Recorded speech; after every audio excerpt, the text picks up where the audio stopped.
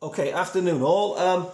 This is Jack and Glyn's tutorial again. We've looked at formation of a 3-5-2 and we've looked at the attacking principles. Today we're going to look at the defending principles of the 3-5-2. Okay, we are obviously in red. Alright, cross keys, we wear red.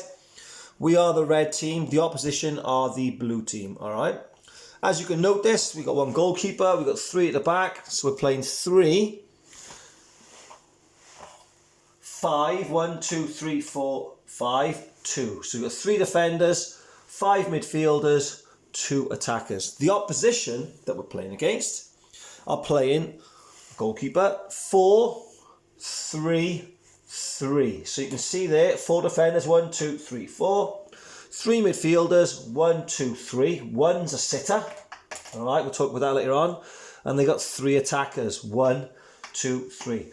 Now we set this up because a lot of the teams that we play against in the college systems generally play 4-3-3. Alright, so I'll pass you on to Jack now, who's going to show you what we're going to look at today. So the first scenario is their goalkeeper has got the ball, whether it's in his hands or it's a goal kick. Doesn't really matter, it's just their goalie's got it. Now, we got to look to try and make sure we match every single player man for man. So our 2 strikers are going to be on their 2 centre-backs. Okay, our wing-backs are going to go on to their full-backs. Okay, our midfield, so mainly our number 10 or the one in the pivot up the top, will mark their deep liar. Our 2 centre midfielders will pick up their men. And then our 3 centre-backs is there. So now, every player is being marked. Yeah, the goalkeeper up high as well, just in case they clip over the top. So, if they're man for man, okay, the goalkeeper doesn't really have many options. And what we really want to try and do, the main objective, is for the goalkeeper to hit it long. Yeah, so we always get then a 50-50 ball that we can compete for.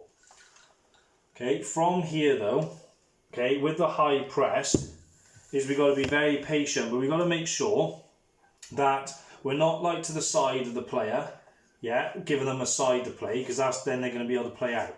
So we got to sort of be directly behind and tight, yeah. We got to be within a yard, you know, half a yard of that player. We got to be touching distance to stop any of them turning. If we can't, if we're going to don't make them turn, the ball can only go back. So it'd just be going back to their goalkeeper all the time. That's what we want, because then this goalkeeper will get impatient and then he'll hit the ball long. If we're dropping off or we're a yard out, it's there, and then he's going to be able to turn out.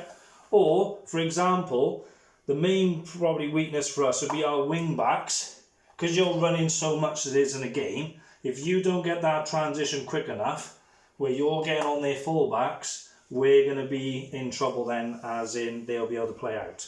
All right. Okay, within this sort of setup, very often this sort of scenario happens. Alright, say for example, as you can see, the goalkeeper's got the ball. Alright, say for example, a goal kick. Obviously, the defenders very often go inside the box now because we can't go inside the box with them. So we're there and there. Now, say for example, the ball goes here. Alright, now their deep liar here wants to get on the ball. Alright, if he gets it here on the turn, they're out. Alright, okay, so it's very, very important that number 10 is sat in there, okay? So, here we go. But what happens is this. This fella gets the ball, or lady gets the ball there, gets it. Our other striker then goes back to the goalkeeper.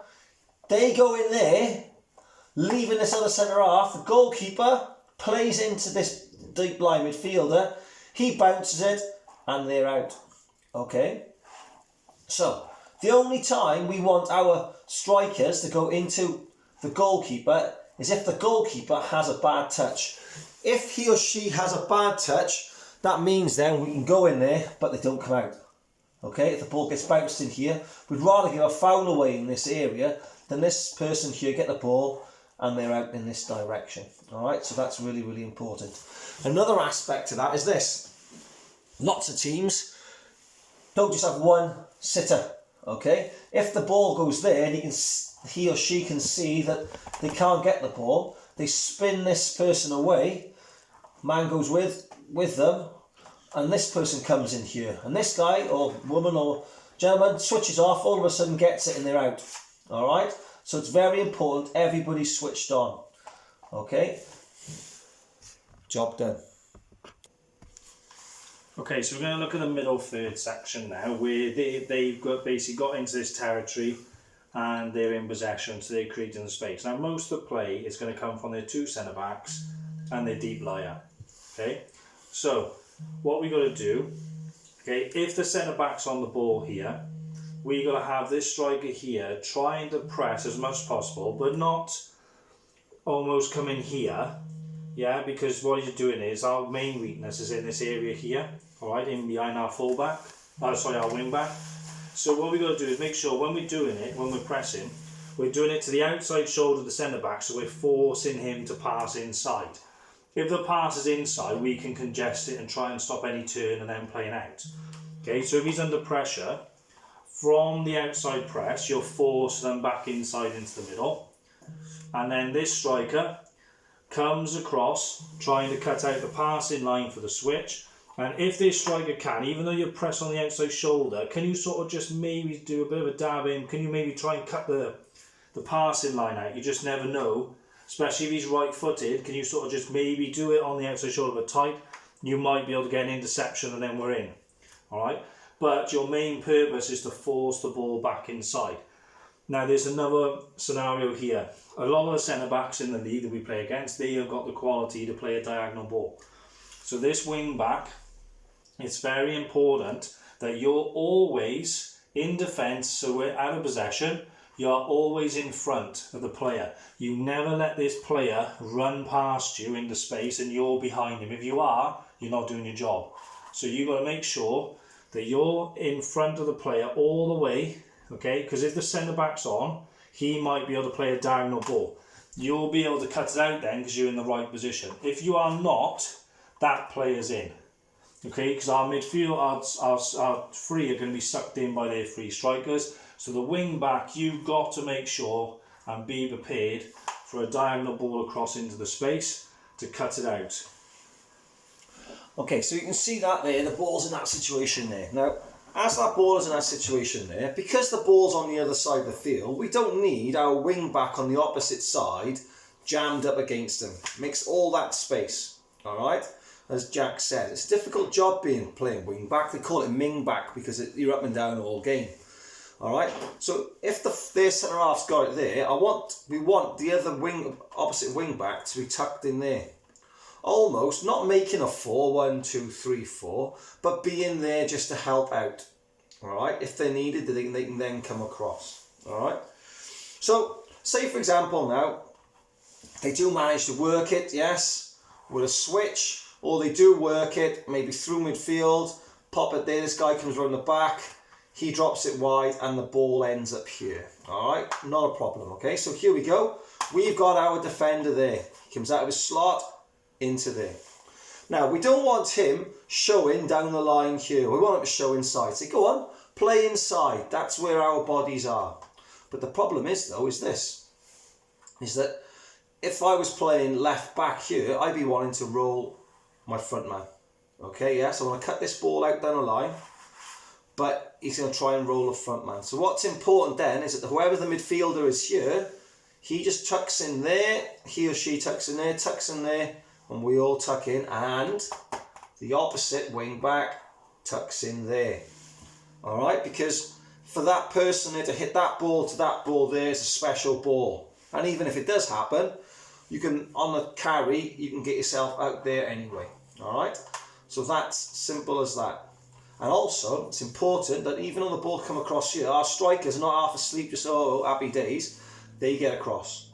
They get across. We pinch that ball in there, bang, one pass and we're in. And we're hitting them on a transition to a counter-attack. Alright? So, that there is our midfield third. We're showing inside.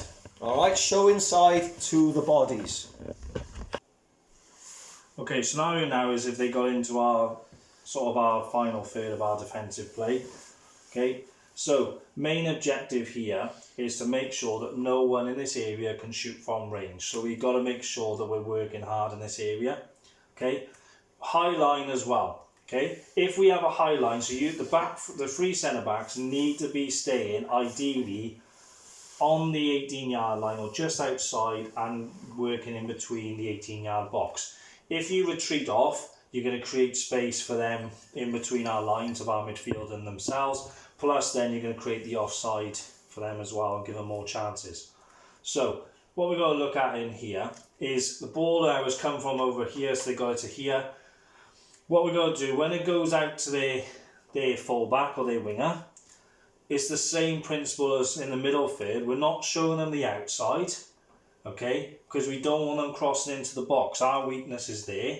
So we've got to force them inside into where all the congestion is. So this wing back needs to be aiming, just like it was earlier in the middle third, you're aiming to the outside shoulder, forcing the ball to come inside. Okay, but what you've got to be very good at as well is you can't be beaten in a 1v1 scenario either. Alright, so the main purpose is to force the ball back inside so then they don't get crossed into the box. Now, an example could be he does play it inside to him, okay, but what we got to look at with the back three is the centre backs need to be sort of just coming inside, alright, and then we've got the cover there, so we're cutting it out, but we're sort of getting goal side as well. But say now this player just gets a yard on our centre back and turns, okay, this player overlaps out wide and threads it through. So if you see that the ball's played inside, the wing back, you must not be switched off, because if this striker's very good, he'll play it first time. If he plays it first time, you really have got to know your position. So if the player plays in, he plays it first time into the space there, you've got to make sure that you butts the gut, or if you're off just by that split second, you get between the ball and the goal. So you're trying to cut out then a crossing line. Alright, but the key is what I said earlier.